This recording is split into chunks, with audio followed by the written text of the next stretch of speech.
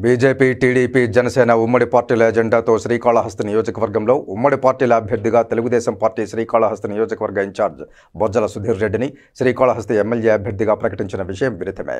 ఈ నేపథ్యంలో బొజ్జల సుధీర్ రెడ్డి, ఎస్సీవీ నాయుడు అలాగే మరికొందరు నాయకులను కలిసి మద్దతు అభ్యర్థించారు.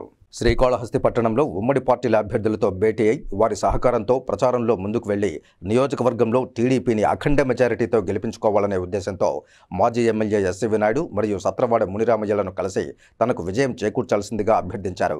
శ్రీకాళహస్తి నియోజకవర్గం ఎమ్మెల్యే అభ్యర్థి బొజ్జల సుధీర్ రెడ్డి.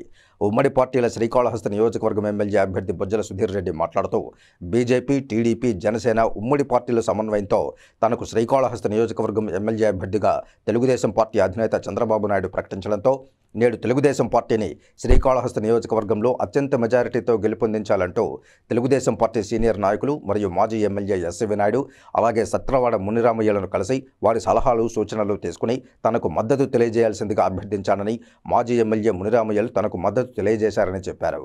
ఇక శ్రీకాళహస్తి నియోజకవర్గంలో ఉమ్మడి పార్టీల నాయకులతో ప్రచారంలో ముందుకు వెళ్తూ తాను 175,000 ఓట్ల మెజారిటీతో శ్రీకాళహస్తి నియోజకవర్గంలో గెలుపొందుతానని తెలియజేశారు.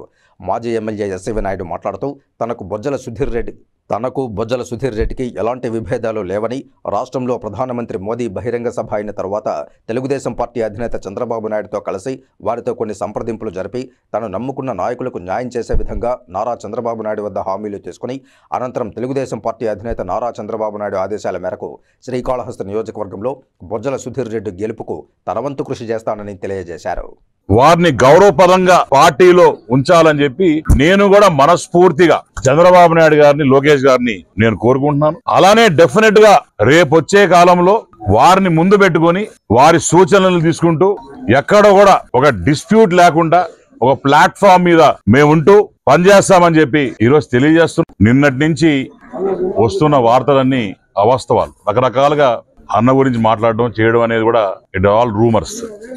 ఇక్కడ అన్నగారు ఒక దగ్గర మాత్రం కొద్దిగా బాధపడడం అయితే వాస్తవం. మేము కూడా దాన్ని అంగీకరిస్తాం.